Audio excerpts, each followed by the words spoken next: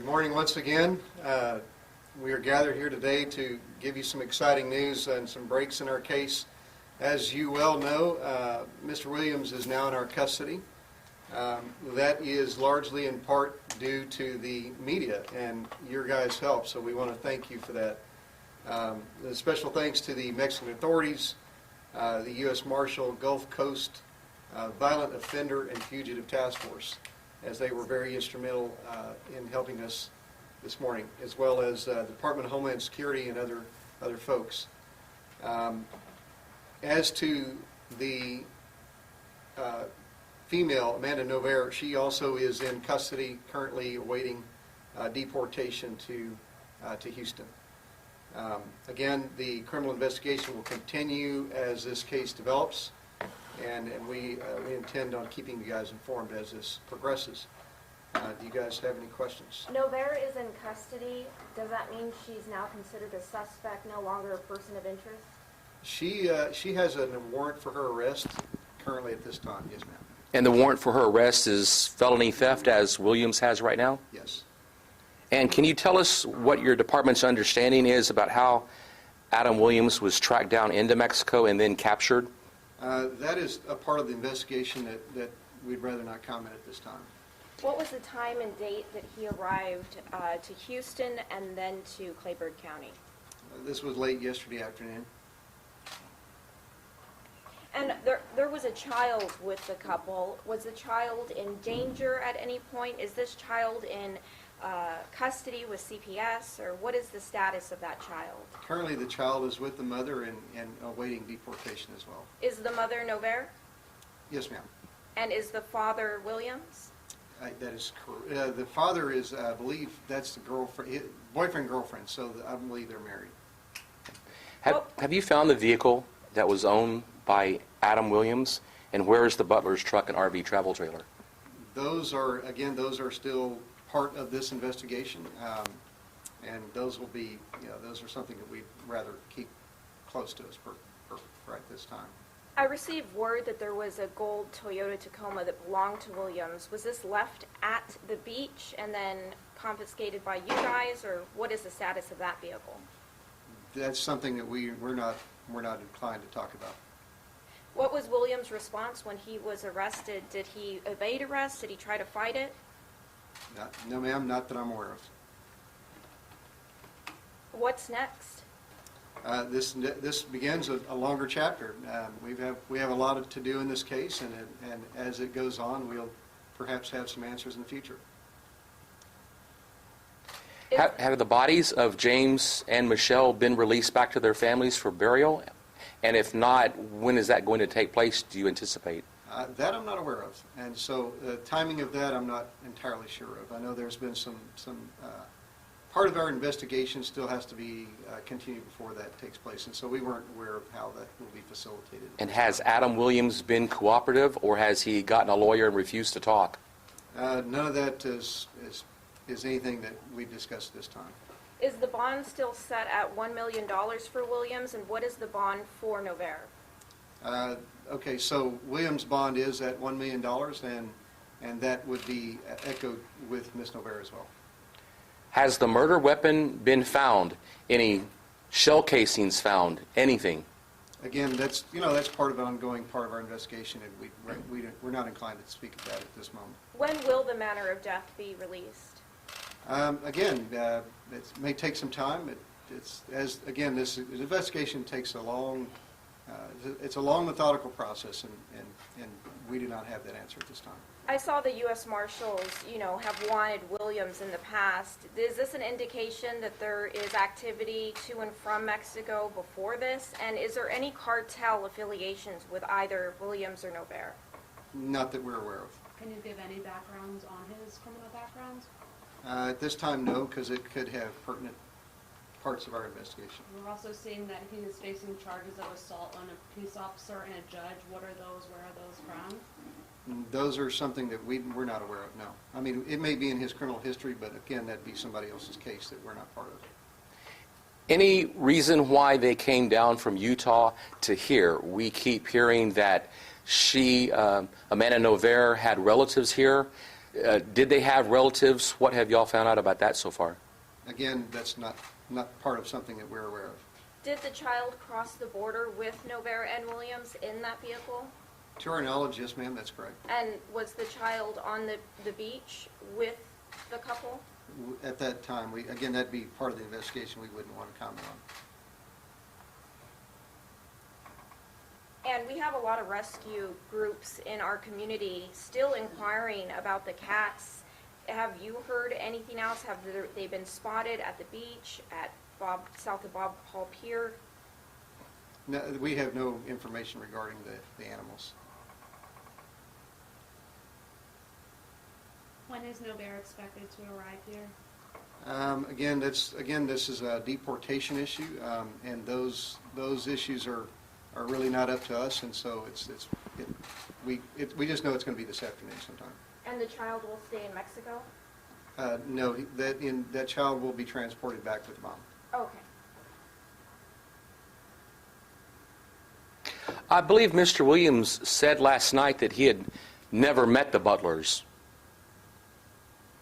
I know that I don't remember. I know he may have made that comment, but again, it's just these are things that we just have to find out, and we're still at the early stages of this part of the investigation. What is your confidence level that not only is he wanted for felony theft, but also for the double murder of the Butlers? Again, like I mentioned before, it's an ongoing thing. We are hoping that, and we're confident that we will have our case solved in the future, and we hope for the best. And again, the child was the couple's child that's in Mexico with Novera right now. And is it a boy or girl? I'm not entirely sure of that part, so I would just say that the child belongs to Miss Novera, and so she is the biological mother of the infant, or 3-year-old. Also heard some rumors that possibly Williams has some type of Aryan Brotherhood connection. That's something that I'm not aware of and wouldn't comment at this time. Is there anything else you could tell us that maybe the media has not touched up on that you want the public to know?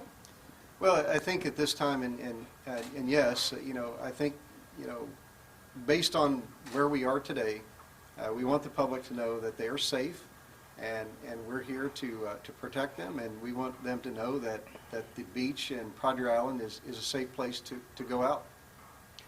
You think we might be able to ask Mr. Hubert a few questions about what you need as far as prosecution for this case?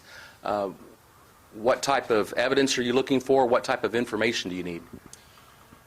With prosecution, you're always looking for all types of evidence. So without going into specifics, one thing we're asking people to keep their mind open as to all the possibilities, but anything they remember from about that time frame is to come forward with any type of evidence. They may, sightings, things like that. Everything that we can prove, every fact we can prove helps us to prove something else or disprove something else. So every fact is valuable. So I would ask people to, if you know something, please come forward. So apparently a couple from Utah that went back to Utah that have, through the grapevine, said that they saw the Williams there at the trailer and have contacted authorities. Have they been contacted again and asked about what they've seen and what they know? We have to be careful to protect the integrity of the investigation and to protect any case that may arise from the investigation. We have to be careful with what details we share with the press.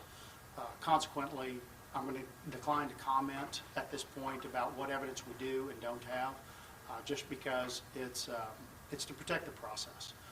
Again, at this point, if anybody knows something, I would ask them please contact the Clearwater County Sheriff's Office.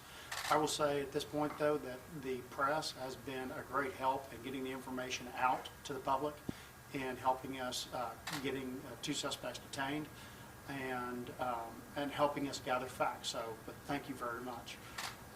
But other than what we actually have and what we're looking for, I'd rather keep that close to protect the integrity of the investigation and to preserve any possible charges of prosecution in the future. Well, we've also heard that possibly James, since he had the military background and I guess had retired from the military in 2018, was believed by one family member at least to be carrying a weapon, a gun. Was that gun ever found in the trailer, or do people still need to be looking for this out on the beach? There are lots of different possibilities, and I hate to speculate as to which one's more accurate than another. And at this point, again, we're trying to protect what we do know and what we don't know. What we do know is about that time frame that they were on the beach. So if people know or see anything suspicious or unlikely, please report it to the sheriff's office. If they were there on that beach about that time frame, please talk to the sheriff's office. Sometimes even the most minor detail can mean a lot. Hey, I saw these people over here in this store at this time. And every detail helps us. Every fact helps us. You said you're trying to protect the integrity of this case, but the families told me that oftentimes when you have new developments, they don't hear about it but maybe 20 minutes before the media does. Do you think the family is owed more while they're struggling with this uncertainty and shock right now to know what is currently happening? My heart goes out to the family, quite honestly. What the family would really like more than anything else is to have their loved one back. That's the one thing, unfortunately, we cannot do. Other than that, we're sharing as much, and I'm assuming I'm speaking a little bit, I guess, for the sheriff here, is we're sharing as much as we feel that we can. Often, that's not as much as we would like, but if you're going to err, we're going to err on the side of caution, because, again, the ultimate goal is not necessarily to for a quick feel-good, but for a long-term, find out who's responsible for what, and to hold those people accountable. Is taking these trucks and RVs, trailers, and crossing them over the border a common thing criminals do? Do you see this happening more often than not? We've seen it before in the past with different crimes. Often the crime of taking a vehicle across the border is more of a stolen vehicle type thing. There are stolen vehicle rings, but cartels engage in anything that can get money. But mostly that's more of a different crime than what we're speaking about here. But that is very common. I know this isn't the first murder case in Clayburgh County, and you've handled a number of them over the years. What's the difference between this one right now and some of the other ones you've handled? Just different facts. Every case is different depending upon the facts, but that's basically it. They're all tragedies. They all involve victims. They all have unintended victims, of course, of family members that have to suffer through this. But other than that, it's the same horrific tragedy in every murder case. Is there a race with Utah, because Utah has a wanted poster out for Mr. Williams as well, and they've got some cases against them. Is there a race to get this, I'm assuming, a capital murder case filed against Mr. Williams before Utah can come and possibly get him and take him back? I think the only thing we're concerned about right now, our main concern right now, is gathering evidence to either show somebody has or has not committed a crime. At this point, any evidence that can support or deny a certain conclusion is helpful. And we're going through, we've got lots of evidence, we've got lots of witnesses that we're trying to go through right now. Of course, there's limited resources. Everyone that's reached out to us has offered to help. So that is greatly appreciated. Everybody from the National Park Service to Texas DPS, the Rangers, we received a lot of support in this. But our main emphasis right now is just gather facts and see where the facts lead us. And how was he able to get a $1 million bond on a felony theft case? How does that happen, and are you worried about if he was able to get into court and get that lowered and was be able to get out of jail before you're able to charge him possibly with capital murder? I think judges look at the complaint, look at the facts and situation, maybe look at prior criminal histories and decide upon that. As far as where the bond goes from here, it all depends upon the fact and what facts the judge or judges are considering. So it really depends upon that. I'm not really worried about I'm not worried about what the judges do. We've got a very good independent judiciary that take into account a lot of different facts into their decisions. So I'm really not worried about what the judiciary is going to do. I think they'll do the right thing. Have there been any other leads that there's additional people involved? Are you confident this is just Williams and Novair situation? I'm confident that we need to keep our mind open as to all possibilities and keep searching for facts and just keep searching for facts and details and evidence. And quite honestly, until this case is resolved, we will continue. There is no one time we stop. There isn't a silver bullet moment where we say, oh, we have enough, now we can stop. We will continue to search for evidence. And if we ever charge someone, if we ever take someone to trial on this, we'll continue to search for evidence even up to the date of the trial. And both are considered murder suspects in this case. At this point, they're only charged with felony theft, and we're keeping our mind open as to all other possibilities. And again, we have a lot of evidence. We haven't been able to really go through all of it yet, and all of our witnesses, all of witness statements, things like that. And so at this point, I feel very comfortable with charging them with felony theft, and other charges will depend upon other evidence that we go through and other facts. And does he have to go back before another judge here, or was what happened in Harris County it for right now? I do believe that the 105th District Court, Judge Polcher, who is the district judge for Clayburgh, Kennedy, and Nueces County, one of the district judges for Nueces County, but the district judge for Clayburgh and Kennedy, Judge Polcher has, I believe, set up a hearing for tomorrow morning. But that would have to be, you could probably get further information from that from the court. You believe that's for Williams and Novair if she was to come back today? I believe we were contacted that there's a setting for 8:30 tomorrow for Williams. I'm not aware of for Novair, but I'm sure the court will tell us if there's any update on that. Do we know how old the child was? I've only heard rumors, but I believe the child is 3 years old. For Williams and Novair, were they detained at a checkpoint in Mexico, or how did they get so far? Because this investigation is still ongoing, there's many facts that we don't feel comfortable about discussing at this point. And so I'd rather not go into that, but I will say that to my knowledge, the Mexican government has been very cooperative, along with the Fugitive Task Force for the Marshals, and everybody that we've been able to reach out to or has reached out to us has been very cooperative in the investigation. Was it a police department, or was it or who was it in Mexico you guys were able to collaborate with so that we can get the arrested? I'm just going to leave it at the Mexican government and the Fugitive Task Force. So the Fugitive Task Force is actually the person that makes the people that makes the day-to-day workings and coordination. And but again, to protect a little bit of the investigation, and also to make sure I don't give you all any inaccurate information, I'm going to decline to broach that topic.